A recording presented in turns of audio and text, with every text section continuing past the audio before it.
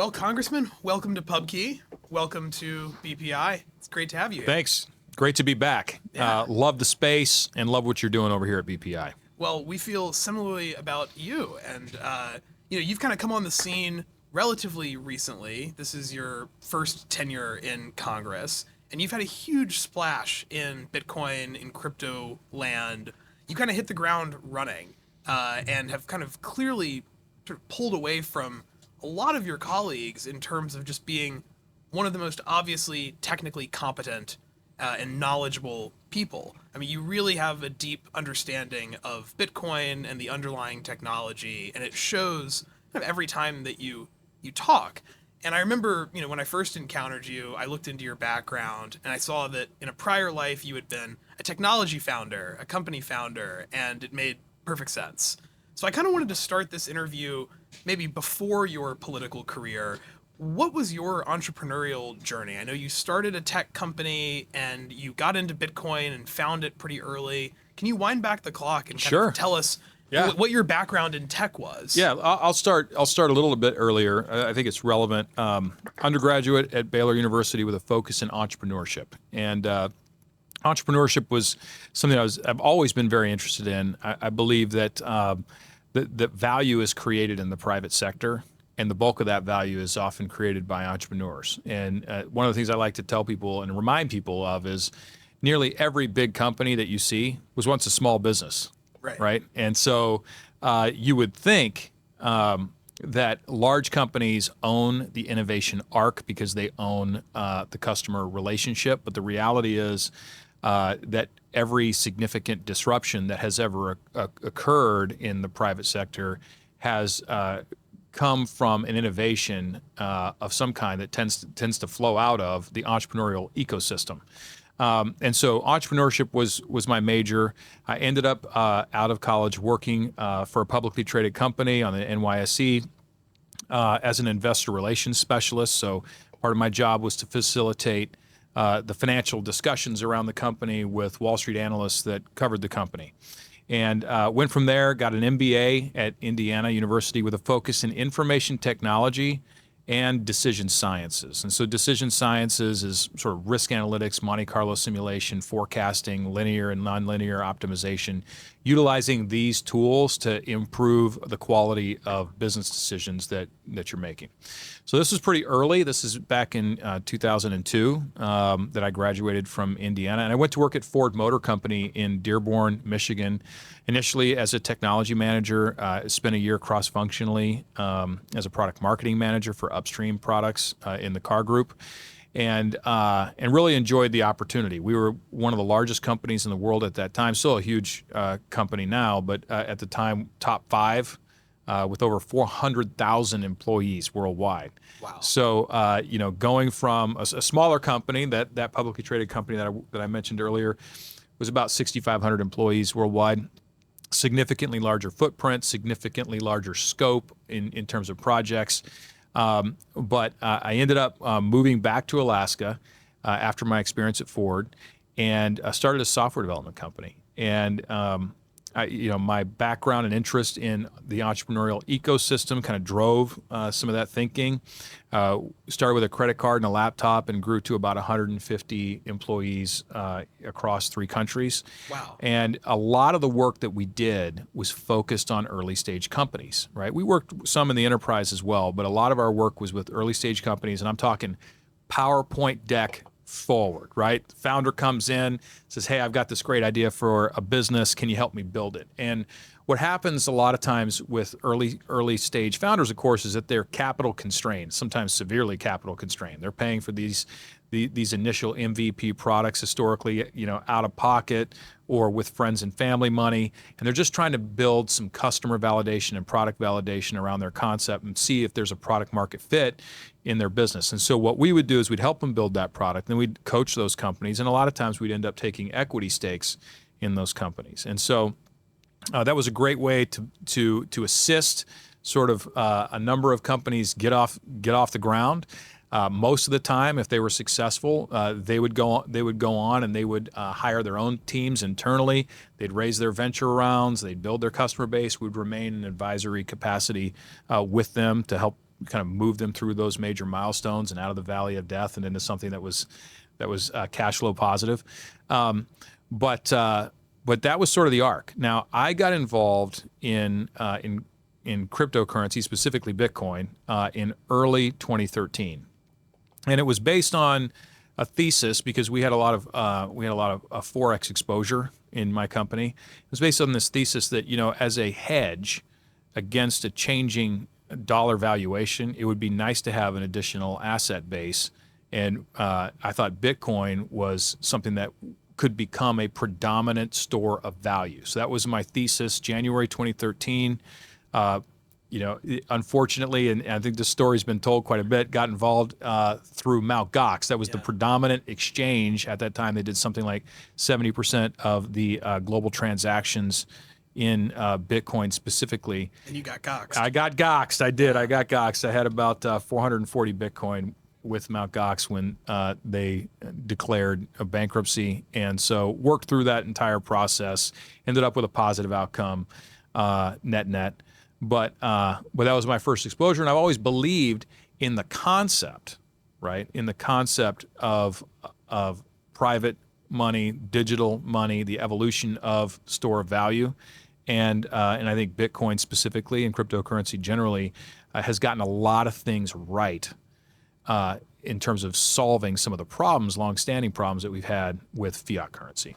Yeah, backing up even before getting into the Bitcoin stuff, I feel like there are so many things that being around startups kind of teaches you about life and the world that I feel like so many of your colleagues, I just don't, you obviously see the blind spots there. Like when you have people like Bernie Sanders, for example, who kind of talk in a way that assumes that, business is zero sum, which is like the fundamental, you are sort of, you start the discussion kind of completely inverted if that's your worldview. When you're in businesses, you see that you are you're building something from nothing. You are creating value. Like you said, you're finding product market fit. You're addressing a consumer need.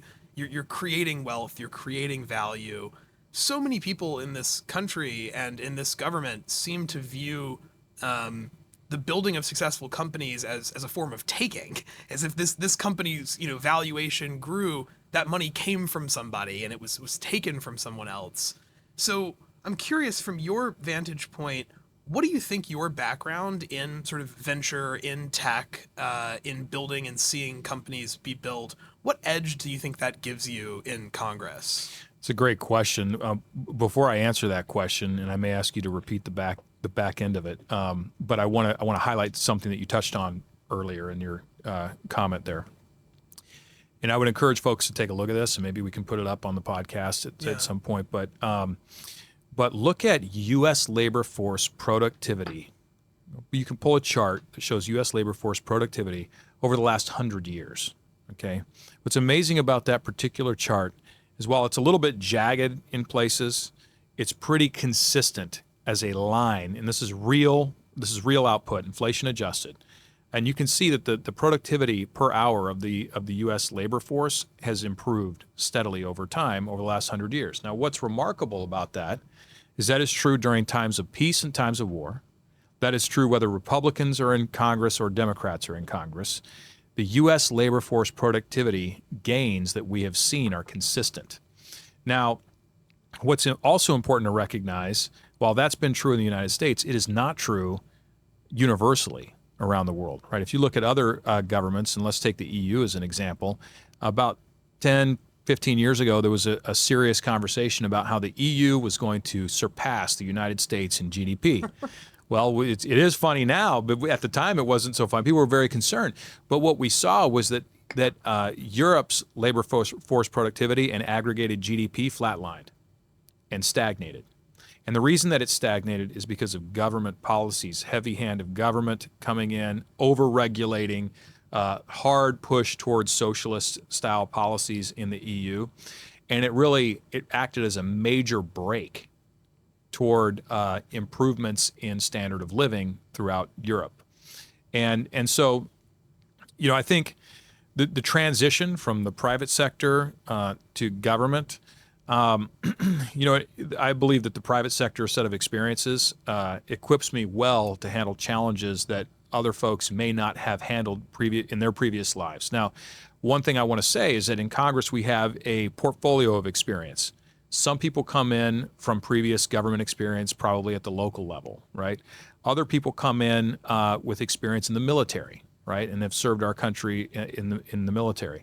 Others come from the intel community. Some come from the medical community, right? So we have a portfolio of experience within the Congress, and that provides some subject matter expertise in various areas. Because of that, I lean on my colleagues for information in areas that I don't have as much experience in. They look to me for expertise and know-how in areas that I have more experience in than they may have. So when it comes to startups, when it comes to general private sector experience, when it comes to FinServ issues related to Bitcoin and cryptocurrency as an asset class, those are areas, AI, right, because of my tech background. These are areas where I have more than the average member has in terms of experience and knowledge. And I respect, and that's not to say I don't respect their own. Of course.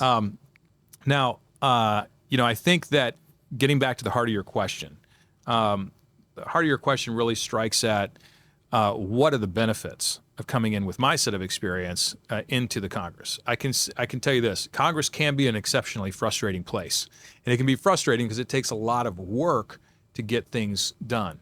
Unlike a startup, unlike my own previous business experience in the last couple of decades, you're not an executive in the same way that you're an executive in the private sector. You're not a CEO.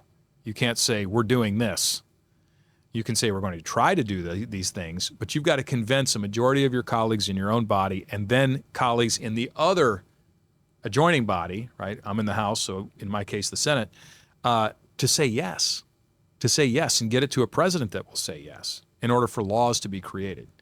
And that can frustrate a lot of members because it is a consensus building exercise, and it requires a lot of feedback from stakeholders around government and private industry that have to line up, and within the Congress that have to line up for you to be able to get something done. So the nice thing about being from the startup universe is that every startup encounters tremendous resistance. They encounter resistance from investor prospects. They encounter resistance from potential employees. They have to figure out how to operate in a capital-constrained environment. They have huge, in most cases, entrenched competitors that they're trying to defeat with far more resources and far more history than they do. So in that challenging environment, you must find a way. And so I think that just generally speaking has prepared me well for this job in just finding a way through what is otherwise political morass. Yeah, and it's a great sort of overlapping skill set to have, because I think a lot of the people who are drawn to, VC, who are drawn to entrepreneurship and startups are precisely the people that could never tolerate the process that you're describing, of having to know something is the right solution and experience a potentially indefinite lag to your colleagues agreeing with you. So it's good that you have, I guess, that temperament that allows you to sort of say, I'm going to do something where I can't be the chief executive, but I think I can make, a clear difference. Right. And that's super laudable. And in one of the ways you've kind of, I guess, really revealed some of your legislative priorities is your work in digital assets. So you've been behind a number of proposals, and recently you were really behind a very, very watershed proposal, ARMA, which got a ton of co-sponsors. It seemed to spark a lot of excitement and interest among your colleagues. Could you explain what the American Reserve Modernization Act is, why you created it, and maybe kind of tell us what the process was like as you socialized this idea among your colleagues? The American Reserve Modernization Act really dates back to a concept that I'd been thinking about for a long time. If I believed that that Bitcoin could serve as a reserve asset for my own company, what could it serve as for a government, right? And so this has been a topic that has come up for quite some time within the community. And it's this idea that, we have these reserves. We have gold reserves, we have Forex reserves, we have silver reserves, and most central banks around the world have some combination of those reserve assets. But as the economy matures and we enter into a period of rapid change where the store of value, the consensus store of value across economies could shift, it's important for us to adapt our reserves policy to be reflective of that store of value change. And this is where ARMA, or the American Reserve Modernization Act, comes in. The idea is simply to take the Bitcoin that we have already seized through legal operations, through illicit operations that we seize these assets. Oftentimes, cryptocurrency assets, inclusive of Bitcoin, are a part of those assets that ultimately get seized. And through those actions, once the courts appeals have been exhausted, the government is left with these assets. What do they do with them? Well, in most cases, they auction off any asset that they ultimately seize, and they use it for internal purposes. Well, for the purposes of Bitcoin specifically, as the consensus store of value within the cryptocurrency ecosystem, representing roughly 60% of market cap of all cryptocurrencies worldwide in aggregate, it's important that we take a long view. And we have this asset. Shouldn't we treat it as a potential reserve asset? So ARMA goes about to create a mechanism for us to store those Bitcoin permanently, to create a strategic Bitcoin reserve, and complement and diversify our existing reserve asset portfolio. And so that's kind of the genesis of the idea. That's kind of the intent of the concept. And we're seeing other nations around the world pursue similar strategies. We've seen this in El Salvador, Czech Republic, and in several other nations where they've recognized, hey, this has some long-term value, this particular asset. Let's hold on to this. Let's hold on to this. And so I don't want the federal government to start disposing of an asset that could be of strong strategic value over the long haul. Another chart that we might be able to put up a little later is that of the reserve currency status over time. So when you look over the last several hundred years, and people in the space will be familiar with this chart, you can see Portugal has had the reserve currency status. France has had it. The UK has had it. Spain has had it. We're the most recent nation to be provided with the privilege of a reserve currency. But the reality is that every 93 years, on average, that reserve currency changes hands. Now, if history teaches us anything, it's that the reserve currency may not be the United States dollar forever. It could be a digital asset. It could be another foreign currency. And this is why we hold gold reserves, right? If we believed credibly that the United States dollar would be the permanent reserve currency of the world ad infinitum, there'd be no reason to hold gold. But yet we do, and we hold foreign reserves as well. So we do that as an insurance policy, and I think it's important that we update our insurance policy with Bitcoin. Yeah, I mean, I think that's an incredibly cogent sort of defense and explanation of the plan, and it just seems like, yeah, it's very reasonable. You get a chromed out Maybach from a drug dealer. I don't know if, the option value warrants keeping it on the That is not a police reserve park. asset. It's not a Right. reserve Yeah. asset. But it makes perfect sense. I mean, every sort of sale of Bitcoin by governments has kind of wound up humiliating them. Tim Draper got to buy a ton of Bitcoin early on from the government, which, credit to him, he's a wonderful investor. But if the government hadn't sold him that, it'd be billions and billions of dollars. That's right. The German government, even now, we're at a 50% drawdown from the all-time high of Bitcoin, and the German government is still down from where they sold. I think they sold at 48 or 49K Bitcoin prices. So I mean, every major sale has kind of been, with the sort of benefit of hindsight, obviously a mistake. One important thing I want to bring up too, and that is reserve assets by their very nature need to be scarce. Yeah. And hard to produce, right? Gold is scarce and hard to produce. Even if you spend an inordinate amount of money to go out and try to mine new gold, you cannot fundamentally displace the gold that has already been mined over the course of human history and exists within reserve vaults, right? It takes a tremendous amount of effort to do that. It can't be changed significantly overnight. And that's an important quality for reserve assets that are intended to store value over long periods of time. It's also important that that you've got diffusion, right? What do I mean by that? I mean you have as many holders as possible for that reserve asset, because that's what helps establish consensus store of value. The more people who own gold, the more value it is able to retain over a long period of time, because people have agreed that this asset, this specific asset, holds unique value. Bitcoin has achieved that status within the cryptocurrency ecosystem and is continuing to diffuse throughout individual ownership.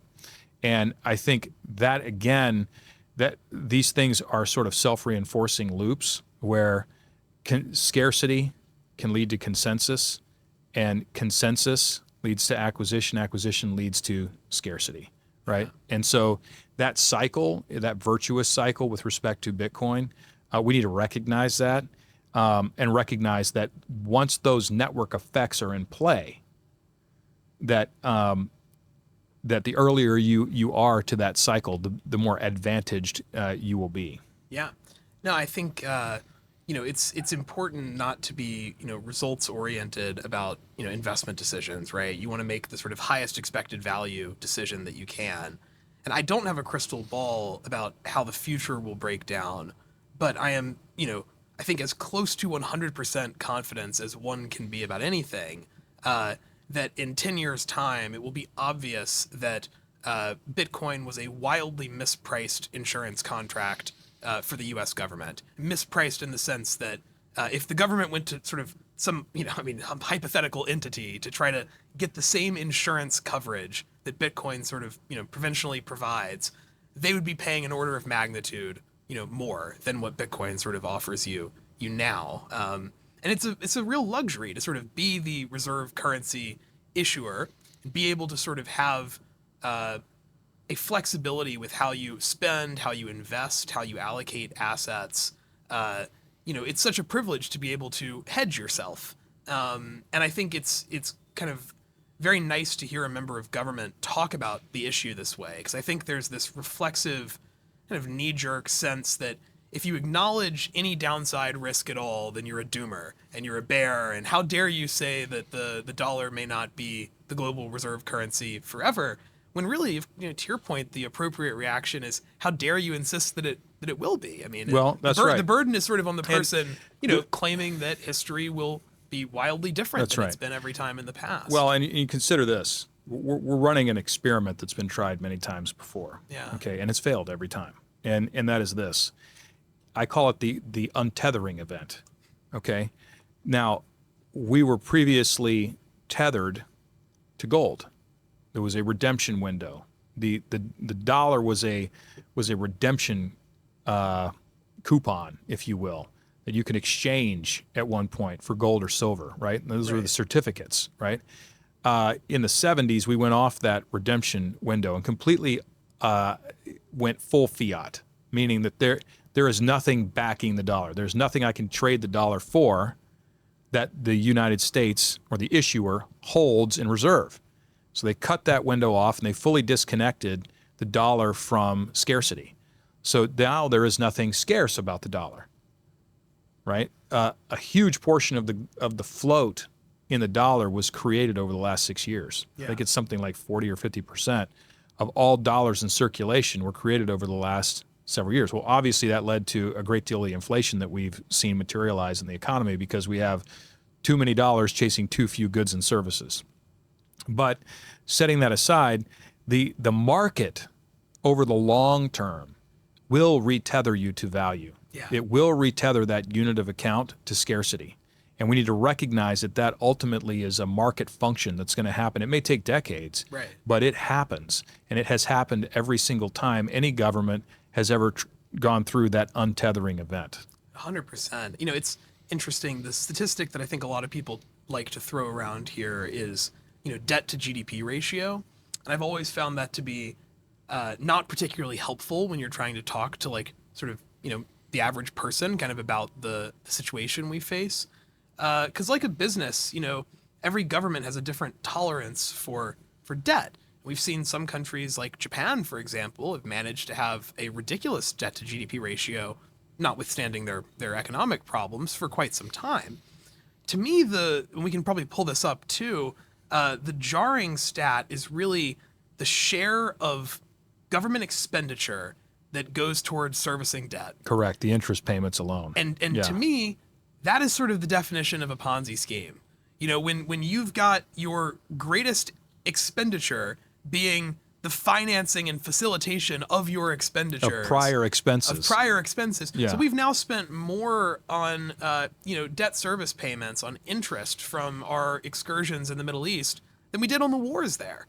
And that's the number that really keeps me up at night. And, it's so interesting having been sort of started this think tank, BPI, almost 6 years ago now, so focused on a lot of these macro points that I think many clear-eyed people see and say, hey, that's at minimum something we need to hedge against. That's right. At minimum something we need to talk about and name and try to discuss.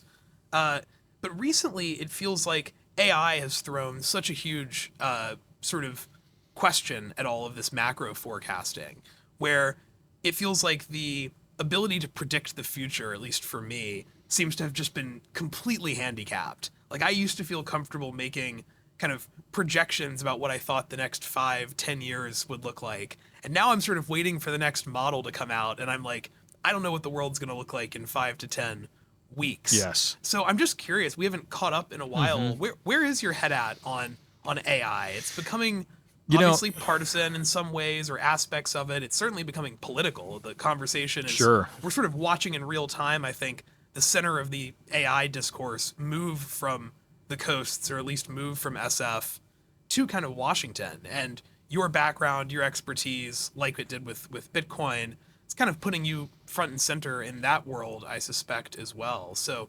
where's your, I know it's a broad question. It is a broad question, and I think it has some real esoteric implications, right? And we'll start there, and we can work our way down into a more micro level. But at the macro level, there's obviously concerns about labor force disintermediation. Yeah. There are concerns.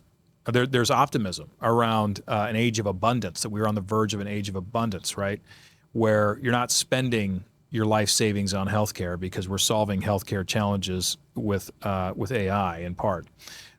You see costs go down instead of up. You get some disinflationary pressure because you're able to produce more on a per capita basis with AI assisted manufacturing or agricultural production, et cetera. So there's sort of these two competing visions. One says, I'm going to live in the greatest age of mankind, and the other says, I will not have an ability to earn a living during this age, and that I will not have socioeconomic mobility during this age. And there are strong arguments on both sides of those debates and discussions. One of the concerns that I have, I call it, I say it this way, the disintermediation of purpose. So much of our purpose in life is derived from what we do, how we contribute to the people and the society that we have through consensus constructed for ourselves. And everybody has a role to play, whether you're someone who's cleaning the floors at night, whether you're working in the service industry, whether you're in the manufacturing industry, whether you're in national defense. Every person has a role in the society that we have constructed as human beings. If those roles are en masse removed, what are we here for? What are we doing? What is our purpose? And I think it creates a particularly existential crisis for a lot of people when they first encounter this discussion. If you're doing that, what am I doing, right? Now, on the other side of that argument, you hear a lot of folks, and this has been true throughout human history, that every time there's been a disruption, a significant industry-driven disruption, there's been some creative destruction that's occurred that has resulted in a lot more jobs and opportunity and a better way of life for people on the other side. That is an argument of faith that we believe that will continue to be true, but we don't know, because AI is fundamentally different. And I would posit that we have already passed the event horizon on AI. The genie is out of the box. There's no way to put it back in, and we are on this journey together. figuring this out. Now, given all of those arguments, Congress absolutely has a role to play because this is pervasive. This impacts everything that we do. And look, I'm sure you do the same. I use AI all the time. Yeah. It can be a great tool, great research tool, and a great supplement, a force multiplier, particularly in our office, for example, where we are headcount constrained and budget constrained on what we can spend. We want to get as much good work done as we possibly can, so we utilize the tools that are available to us to force multiply the manpower that we have in the office. And a number of other offices in Congress do the same thing. But we have to wrestle with AI safety questions, the AI imperative, right, that comes with dominant U.S. leadership in the space. We don't want to see our adversaries exceed us in AI. For people who follow this closely, they'll understand that there's a J curve in effect right now, and the J curve is so steep that if you fall behind even a few months in leadership, you might as well be a generation behind because of the compounding nature of AI developments. And so it's certainly something we have to wrestle with. It's something that is filled with opportunity and some rational concern. And this is where Congress is not constructed in its deliberative process to put forward guardrails where appropriate on these or other technologies as they emerge in a timely fashion. Yeah. That's just not how Congress was built, and particularly the Senate, if I can knock them a little bit. They move pretty slow. They are a slow and deliberative body. That's right, yeah. And so, how that evolves, it's hard to forecast. It's hard to forecast where the technology ultimately lands. And I will say this, in my experience, every J curve is ultimately an S curve. Things do flatten out. The big X factor is, at what point does that happen? Right. Yeah. Yeah, and is it at sort of superhuman capability, or is it at at whatever capability? No, it's so fascinating, and it really does feel like sort of this knife's edge of promise and of peril. And I think there's a lot of clean kind of I think a lot of the arguments that we're about to have in our society and in Washington about AI are really going to map very cleanly to a lot of the arguments and debates that we had about digital assets, that we had about the internet, right, that we had about cryptography itself. Like there's this kind of clear line that you can draw. And one thing I've been thinking about a lot lately is the sort of tendency that open systems have to benefit open societies. Yeah. How the internet itself, cryptography, Bitcoin, these systems that kind of don't have gatekeepers, that don't have censors, that don't have intermediaries, they introduce risk, right? They're powerful technologies. You give them to everybody. Some people are going to use them for things that we would find repulsive and nefarious. But historically, time and time again, the net effect of these technologies being widely dispersed has been that dictators have struggled and free and open societies have flourished. With AI, I'm starting to see, I think, the early signs of what to me is almost this troubling divergence from that history, where I think China really understands the importance of, like you said, the virtuous cycle, that's sort of how networks compound and remain dominant. And they're clearly trying to onboard the world onto their monetary network, and they're trying to onboard the world, I think, onto their intelligence network as well.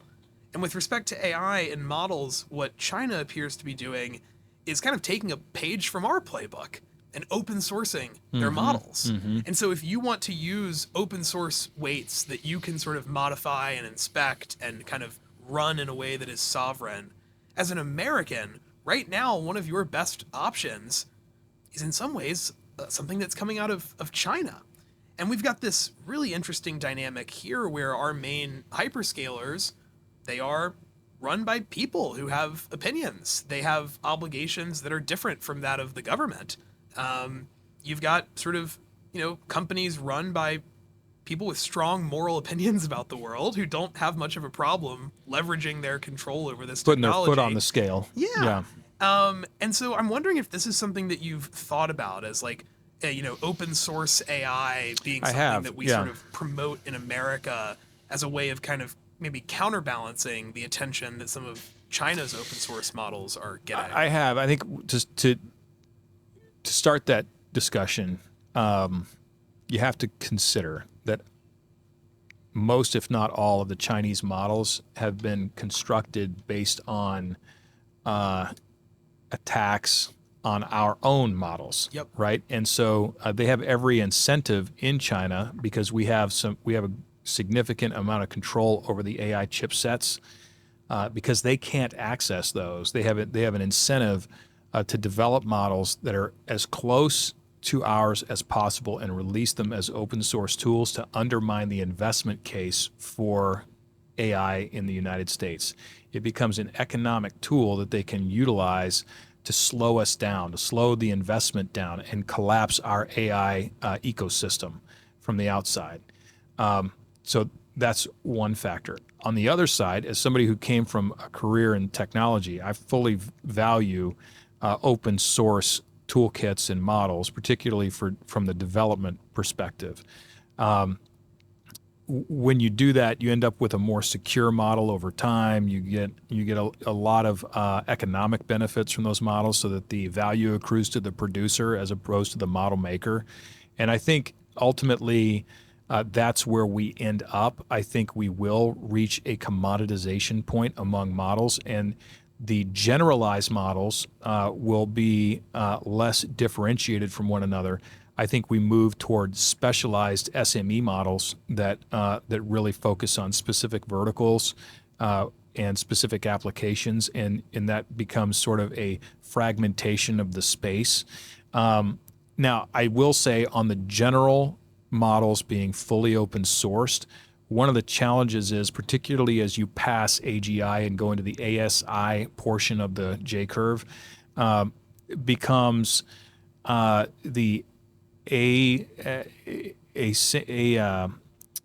asymmetric capability that delivers to negative actors. It's tremendous. It's huge. It's terrifying. Yes, because one person could be the equivalent of, a single deranged person with a high enough IQ, motivated enough, with sufficient, 3D printing and AI. I mean, we're sort of, I find it to be, frankly, a miracle that we have not seen stochastic terrorism aided by sort of just modern technology in general. I think right now it's a matter of time, because you're lowering the barriers to entry for those actors, right? And look, there's a reason why we don't open source nuclear technology. Sure.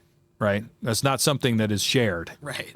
In certain biotechnology is not open sourced. You have level 4 containment facilities and so forth when you're doing certain forms of biotechnology research. And we know that can be exceptionally dangerous on its own, even when you're dealing with people who should be able to contain agents that they're constructing. So we need to be really cognizant of this. And this is where I think some of the egalitarian, libertarian tendencies, which I have myself as a technologist and someone who spent career in the space, we need to temper that a little bit with the idea that the asymmetric effects of a negative actor cannot be easily unwound. Yeah. There are some things that you can do that you can't undo. Right. And so this is, again, where thoughtful consideration by the companies that are engaged in the process in conjunction with regulators really should recognize what human nature is.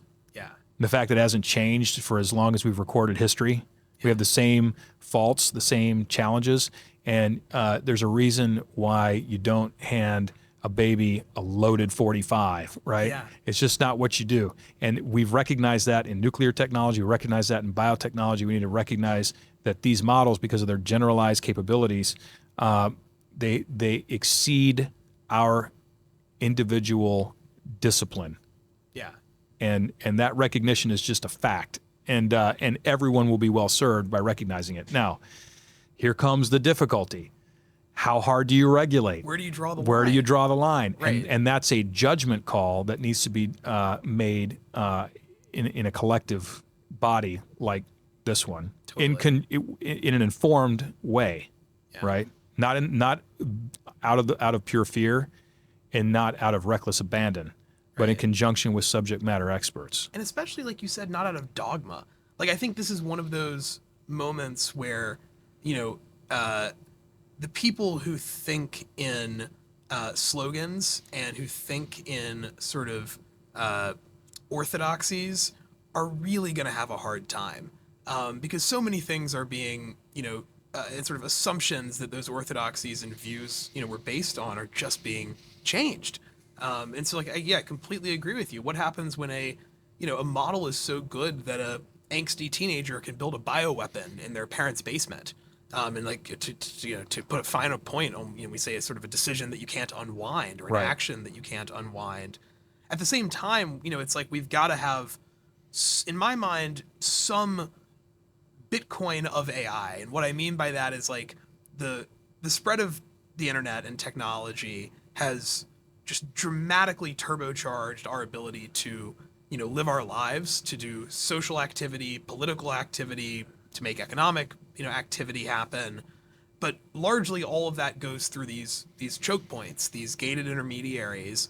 And, in some ways, the existence of the sovereign option, like, not everybody needs Bitcoin for Bitcoin to be a check on power. It's just that the existence of that sovereign option is sort of a forcing function to how we treat people and who we let use these platforms. I think I'm very scared of the runaway sort of scenario where anyone with malice in their heart is empowered to do unspeakable horror.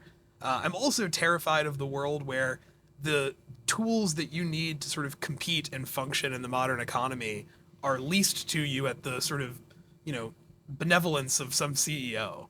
And I think, you're right. Striking that balance is going to be such a large task. Another thing I'm curious if you have thoughts on is, people are talking about UBI a lot. Mm-hmm. And I think another sort of orthodoxy has been that, a lot of forms of means-tested welfare don't work very well. They create moral hazard, kind of perverse incentives, right, and don't seem to really lift people out of poverty that often. And so a lot of people have just a reflexive aversion to any sort of wealth redistribution, et cetera. Then you have something like AI where, you have the CEO of a company that's set to IPO at $1 trillion going on television and telling the American public 50% of white-collar jobs may be, automated and lost. So I'm wondering, I know Alaska has sort of a dividend program that is based on oil. It's sort of like a UBI, I think, in some ways. Let me clarify. I see the program differently than that. Okay. So the program was predicated on this particular concept. When we became a state, we followed a model where the state's assets, right, in terms of resource wealth, belong to the state of Alaska. Okay. In the state of Alaska, with few exceptions, we're not able to own the resource base underneath the surface estate. Because of that, there was a decision that was made that when oil started flowing, we needed to take a portion of those revenues and dedicate them to a sovereign wealth vehicle, right? A sovereign wealth fund. We call that the permanent fund. And those funds have then been invested in sort of a combination of venture capital, private equity, real estate, and traditional stocks and bonds. So we have a broadly diversified portfolio, some liquid, some illiquid, in order to grow the corpus of the fund over time. The thought process was and is that when the limited resources run out, you want a permanent resource in its place, and it's been very effective. Now, what the creators of this fund also recognized is that government has a strong tendency to spend money. In fact, they spend money generally. They're very good at spending money. Not only do they spend money, they often spend more than they have, right? And so the temptation would always be for government to spend all of this and more. And so the decision was made to take this state-owned resource and create a permanent fund dividend based on the performance of the fund's previous 5 years in the market. Okay, so based on that performance, the people of Alaska receive a dividend distribution from the fund, or the permanent fund dividend check. That's an annual distribution to every member of the state. This is often confused with UBI, and there is an important distinction here. This is not money that has been created out of thin air and then distributed to people. This is money that has been working in the economy, and the benefits, the upside of that revenue is then shared with the people. I don't call it universal basic income. I call it universal basic investment, a different UBI, Right. where everyone has a stake in the outcome, right? Under a traditional universal basic income structure, you have no stake in what happens to the economy. You're just getting a check. You're just getting sort of Yeah. tokens that you can go buy stuff with. That's just deflating the you're That's inflating right. the value. You actually are hurting yourself in the long run because the Sure. money supply increases so much that there's that actually it outruns inflation, outruns your ability to distribute cash. And I'm wondering, it makes perfect sense, and I think that distinction is super important between like giving people a stake in the economy that they are a part of, that, like you said, whether they sweep the floors or they're the electrician that built the data center, whatever, that we've all sort of contributed to. Very different giving people a stake in that, like sort of Trump accounts is a good example of this as well, versus just giving people cash to go spend and wind up the next year, the next month saying, I'll tell you what did we learn through the UBI-like stimulus experiment during COVID was that this creates a tremendous amount of inflation. The inflation dramatically outruns and outlasts the initial stimulus, right? And at the end of the day, the money is not saved. No. It's spent. And where does it end up? It ends up in the hands of the larger producers. Yeah. Right? The Amazons of the world. Like Amazon did well. They did luxury well. watches and handbags did very well. That's right.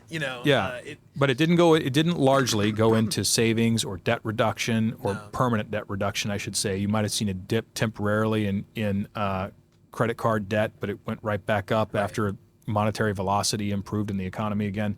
So I think it was a perfect use case to say this does not work as envisioned. Do you think that there are some things from the way Alaska has done its permanent fund that do make sense at the federal level? I do. I think this is where, when you're getting back to sort of the crypto ethos, tokenization of assets make all kinds of sense. And micro tokenization, where you may not own a share of stock, but you own a token that represents a portion of a share of stock, and you've got digital wallets that can hold these things. And I think there is a pathway forward. What that looks like, hard to define at the moment, but where there's a more ubiquitous level of diffuse ownership in economic activity, and I really don't like the government being involved in that. I think it's always better to disintermediate government, because government standing between you and your investment is a great way for government to decide one day, well, we've got another purpose for this. Right? I would prefer that you own it, I own it, the citizen shareholders own it directly, and I think that's an important thing to consider. Back in Alaska, we have an issue right now where there was a statutory formula for how much that dividend would be every year.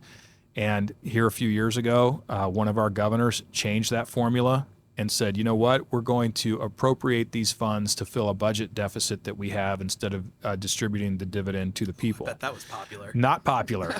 Big problem. And that's what can happen when government stands between you and your participation in the broader economy. And so I think tokenization is one vehicle that we can utilize, coming out of the crypto space as a concept, to allow people to really know, not just think, but know that they have a stake in the outcome of the country. Right. All right.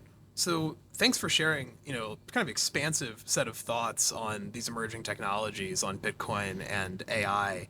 I guess for people that are watching this interview who have sort of watched your legislative career now. They've seen you kind of become a very notable champion of Bitcoin, of technology in general.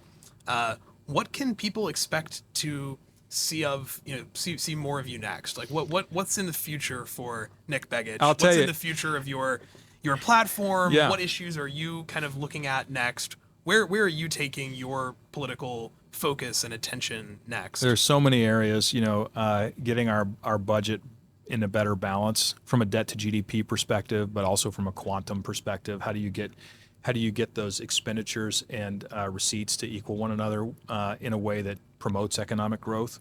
It's a big problem. It's a big challenge, but that's something that I'm interested in should I come back and I have the opportunity to come back. In addition to that, I think healthcare policy is an important discussion that needs new thinking. Okay, I think the best way to lower the cost of healthcare is to lower the demand for healthcare, and the best way to do that is to be healthier. Yeah. Right, and this gets lost in the conversation so often because of the entrenched players and the entrenched thinking around healthcare. But when we think about the two predominant curves, you have lifespan, and then you have health span. Lifespan is how long you live. Health span is how healthy you are while you're living. Okay. Well, as those curves start to separate, that difference represents the cost to the healthcare system. If I were perfectly healthy for 85 years and then died in my sleep, my consumption of the healthcare system is very minimal. But if I'm unhealthy for the last 20 years of my life, first of all, I'm out of the workforce. I don't feel good. I don't like life. My family members are taking time out to care for me, and I have a great expenditure on the healthcare system, either coming out of my pocket or coming out of the insurance system. And so the best thing we can do to lower the cost of care and improve people's lives, in my view, is to narrow the gap between health span and lifespan. And there's so many interesting things that are happening right now, coming out of the AI space right now, and coming out of Health and Human Services and the FDA finding ways to accelerate time to market for promising drugs. We're seeing this in peptides. We're seeing this across the board in rare diseases, right? Where we're saying, hey, we don't have 20 years to figure this out, and we have a small population. We're seeing something that fundamentally transforms someone with a rare disease and changes the natural progression of that disease that we know is highly predictive. Approve it. Yeah. Get these things out there. Improve people's lives today, right? And as we accelerate up that J curve of progress that AI is enabling, we need to make sure that our regulatory structures are keeping up with it in ways that we'll be able to benefit from some of those improvements. So, I think budgetary questions, healthcare questions, and thinking about these things perhaps differently than we've generally been thinking about them, that's where I'd like to take my legislative priorities over the next several years if I'm still here. That's awesome. Well, I look forward to seeing you take those priorities head on. I think the leadership that you've demonstrated in Bitcoin has been tremendous, and I'm really excited to see as you kind of tackle these other issues, you applying that same sort of principled, it's like you are a modern day Hayekian, right? You're not full on Hayek pilled. You understand there's sort of a point to the state. There is a line that has to be drawn, but as someone who talks to a lot of members of government, you are clearly sort of inspired by a lot of the same thinkers that I am, and that I think a lot of people watching this podcast are. So your sort of Austrian leanings maybe kind of come out, and that's just super exciting. It makes me bullish on you as a legislator, and as someone who's going to be kind of really a key person making these decisions and drawing some of these lines on these thorny questions that don't have obvious answers. So yeah, thanks for joining the podcast. I hope this was informative to our audience, and hope to have you back soon. Thanks. Look forward to it. Awesome. All right. Cheers. Take care.